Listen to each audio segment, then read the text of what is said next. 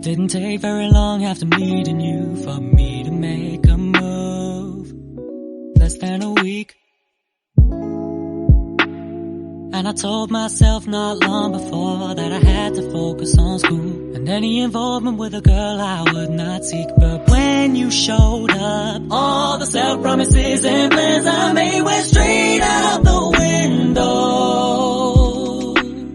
I had the courage to start this, but I went about it all wrong. I'd never done it before, so I didn't know what I was doing. If I hadn't messed up so bad, if I would've made up my mind, if I would've accepted your offer instead of turning you away, if I wouldn't have let my doubts convince me that I knew best, if I wouldn't have listened to my head instead of what's in my chest, if I hadn't messed up so bad, if I'd taken more time to think, then I wouldn't be tearing my hair out, regretting every word I spoke.